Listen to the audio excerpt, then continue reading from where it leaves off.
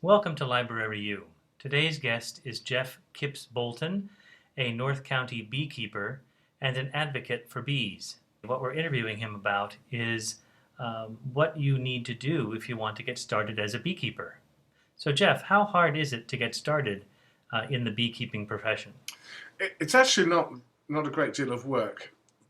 Because the work is spread out through the year, and to some extent you get a rest during the winter.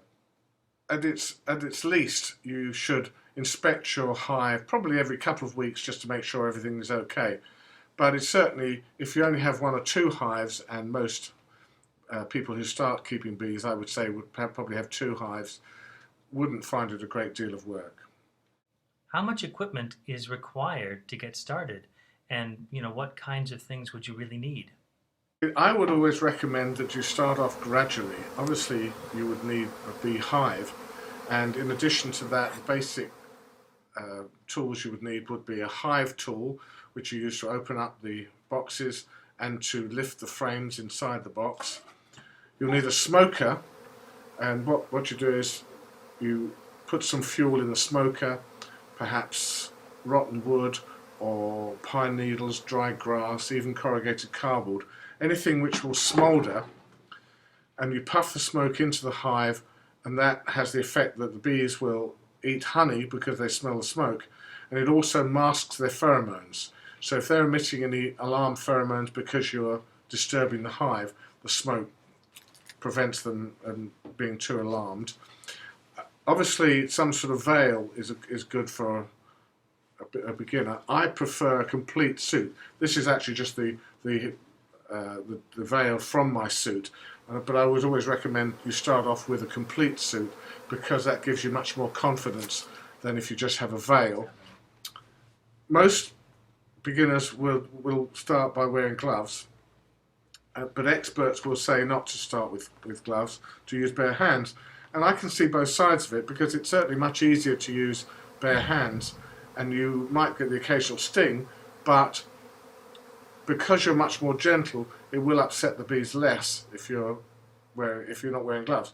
However, it does take quite a brave person to start off without gloves, so I would suggest gloves are a good idea. One of the things which people perhaps are puzzled about is a thing called a queen excluder. And this is actually part of the hive, and it goes between two of the hive boxes.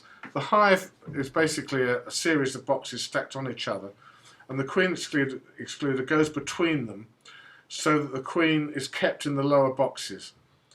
This means that when the bees store honey, the workers' bees go through the queen excluder and store honey, but there are no eggs and larvae in the upper box. So the queen excluder is to keep the honey separate from the brood, and is an aid to having more honey, really. Roughly speaking, Geoff, how much would that kind of equipment cost for someone who's looking to get started? I would say that if you buy a new hive and the sort of equipment that I've shown, you probably would have to spend, for one hive with this equipment, less than $200. Well, now that we know a little bit about what equipment is required, as a beginner, is it important to know how to place the beehives? Yes, I would say that siting a hive is one of the most important aspects of beekeeping, particularly if you're going to keep them in an urban type environment. The neighbours, inevitably, if they see a beehive, will believe that every bee that they see from then on is one of your bees. And that really need not be the case. Can you give us a real-world example about how bees behave in the community? Maybe something from your own background? Back in England, I had a beehive, a number of beehives, and my next door neighbour would buy my honey. So she knew very well that I kept bees. And then one day, her fence, which was about 6 or 7 feet high, blew down. And she saw the beehive, which was probably 3 or 4 feet the other side of the fence, and she was somewhat alarmed, and she said, "How long has the beehive been there?" And I was able to tell her very sincerely that it had been there about 2 years. And the reason she hadn't noticed it was because the bees came out of the hive, flew over the fence, and she was in the garden doing whatever she was doing in the garden, and the bees were flying over her head, and she was totally unaware of them. And to give her her due, once the fence was put back up, it was never mentioned again. It just wasn't a problem. What about Africanized bees? Are they really a problem in North County? I don't think they are a problem. You will find people who will tell you there are huge numbers of Africanized bees. I don't believe that's the case. And since I remove bees as part of my business, I would expect to encounter the worst bees there are in the area. So it's not something that you should worry about. Everybody knows that bees give honey, and that's probably the primary benefit for keeping bees. But are there other benefits as well? Well, if you grow any vegetables or fruits, you'll find that your yields are significantly increased. I have some hives on some land up in Ramona, and the householder mentioned recently about his citrus trees. In previous years, he'd had almost no fruit, and when he was talking about it, he demonstrated, he showed that these trees were absolutely laden with fruit, and so the bees obviously had been having a significant effect.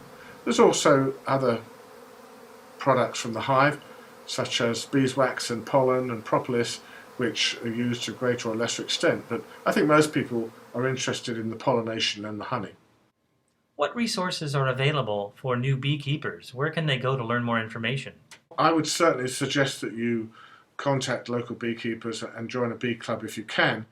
The nearest one to Escondido that I know of is actually in San Diego. There is also one in Orange County, but I would suggest that if people want to start keeping bees in Escondido, I would strongly advise them to try and get together and form a club, because there's so much interest in bees and beekeeping around the area. It's a great place to keep bees, and you can feed off each other's knowledge and experience. Where does someone go now that they know more and they want to take the plunge? Go to the website, learn about beekeeping, and take the plunge. I think you'll be glad you did.